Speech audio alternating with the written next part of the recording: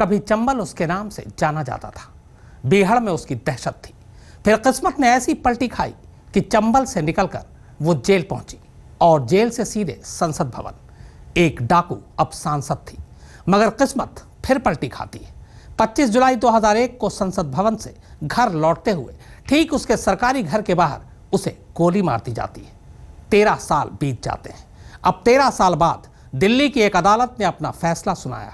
फैसला ये कि फूलन देवी का कातिल कोई और नहीं बल्कि वही शेर सिंह राणा है, जिसने कत्ल के बाद खुद ही सामने आकर एलानिया कहा था कि हाँ, मैंने फूलन को मारा है।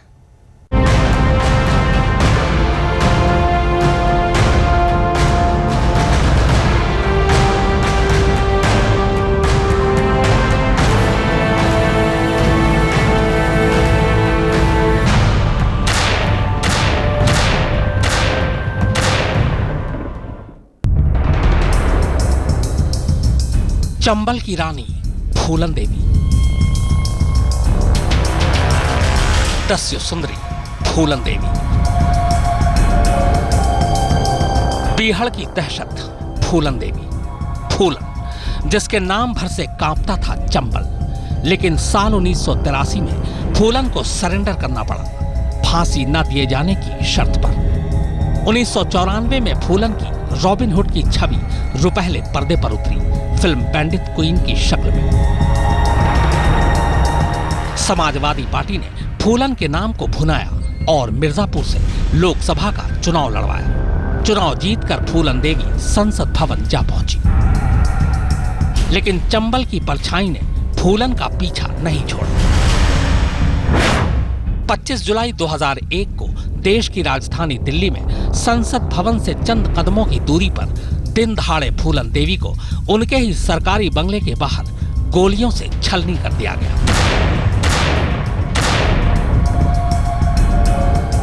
कत्ल के बाद कातिल मौके से फरार हो चुका था। कत्ल की गुत्थी से जूझती पुलिस अंधेरे में तीर चला रही थी कि तभी अचानक एक नाम सामने आता है। पुलिस फूलन के कातिल की तलाश में मारी मारी फिर रही थी कि तभी 27 जुलाई 2001 को शेर सिंह राणा ने बाकायदा प्रेस कॉन्फ्रेंस कर एलानिया ये कहकर हर एक को सकते में डाल दिया कि उसी ने फूलन को गोलियों से उड़ाया है। एक सनसनीखेज वारदात को अंजाम देने के बाद सरेआम इकबालिया बयान राणा के इस बयान ने पुलिस को और भी बुरी तरह चौंका दिया। कत्ल के बाद जब वो आसानी से छुप सकता था तो फिर उसने अपने ही पैरों पर कुल्हाड़ी क्यों मारी?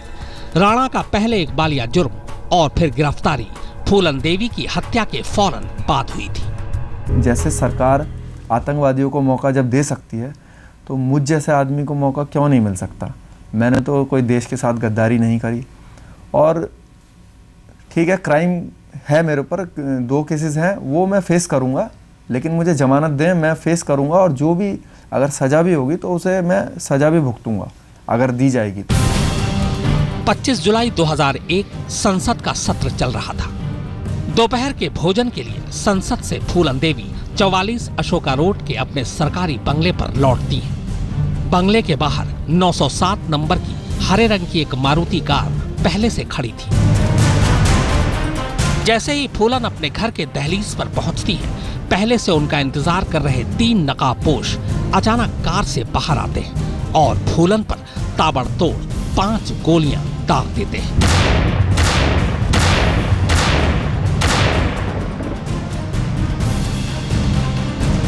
एक गोली फूलन के माथे पर जा लगती है।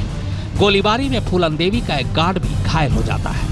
इसके बाद हत्यारे हरे रंग की उसी कार में बैठकर फरार हो जाते हैं। ये एक राजनीतिक हत्या थी या कुछ और, पुलिस के हाथ कोई सुराग नहीं लग पा रहा था।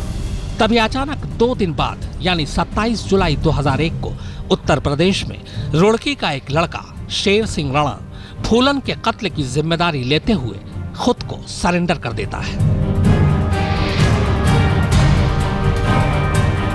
खास बात यह थी कि राणा को अपने किए पर कोई पछतावा नहीं था बल्कि गर्व था, और उसने इसकी वजह भी तब साफ साफ बताई थी। राजपूत लोग हैं जो कि आर्थिक रूप से मेरी सहायता करते हैं।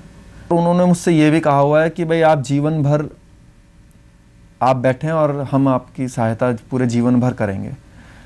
लेकिन ऐसा मेरा मन नहीं मानता कि जीवन भर मुझे, मेरी ऐसी आदत भी नहीं है।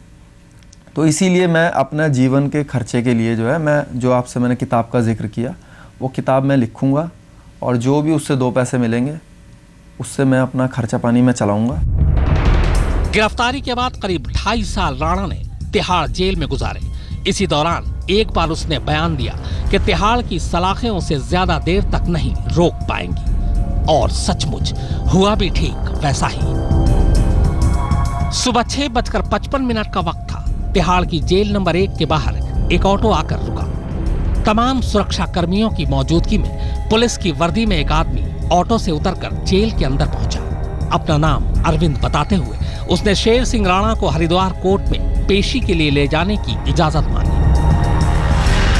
जरूरी कागजात को ध्यान से देखे बिना ड्यूटी पर तैनात तिहाड़ के सुरक्षा कर्मचारियों ने राणा को नकली पुलिस के हवाले कर दिया, और इस तरह 7:05 पर फूलन देवी की हत्या का मुख्य आरोपी राणा तिहाड़ की कैद से फरार हो चुका था। जेल प्रशासन की नींद टूटी पूरे 40 मिनट बाद, यानी 7:45 बजे। इसके बाद तो जैसे जेल समेत पूरे पुलिस महकमे में हड़कंप मच गया। आनन फानन में जेल प्रशासन ने जेल में तैनात असिस्टेंट सुपरिंटेंडेंट और गार्ड को सस्पेंड कर दिया।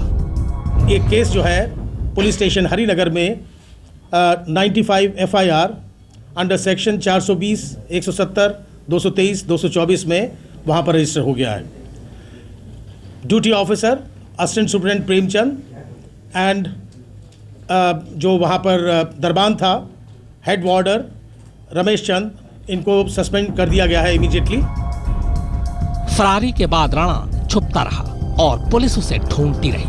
फिर एक वक्त ऐसा आया कि राणा फिर से सरेंडर करना चाहता था, लेकिन वो तिहाड़ वापस नहीं जाना चाहता था। मेरे कारण जो है वहाँ पे लगभग 83 लोगों का तो लगभग ट्रांसफ़र हुआ था। इसके अलावा 10-15 लोग जो है सस्पेंड हुए थे। तो वो लोग तो मेरे लिए अच्छे नहीं हो सकते किसी भी हालत में। और जो अगर आप एक स्टेटमेंट देख लें जो वहाँ के DG प्रिजन हैं, जो नया आया थे अभी, तो उन्होंने सबसे पहले जब अपनी प्रेस कॉन्फ्रेंस की थी तो यही बात बोली थी कि भाई जो शेर सिंह राणा है वो हमारे जेल के ऊपर एक कलंक है। तो वो लोग, मैं वहाँ पे अपने आप को सुरक्षित महसूस नहीं करता उस जेल के अंदर। राणा की फरारी ने सुरक्षा एजेंसियों की नींद उड़ा दी थी। उसकी गिरफ्तारी के लिए हरिद्वार, रुड़की और मुजफ्फरनगर इलाके में पुलिस की टीमों ने जबरदस्त छापेमारी की। आनन फानन में राणा का सुराग देने वाले को 50,000 रुपए इनाम देने की भी घोषणा कर दी गई, लेकिन चिड़िया उड़ चुकी थी। पुलिस की तमाम कवायद का बस एक ही नतीजा निकला, नाकामयाबी। आज तक ब्यूरो।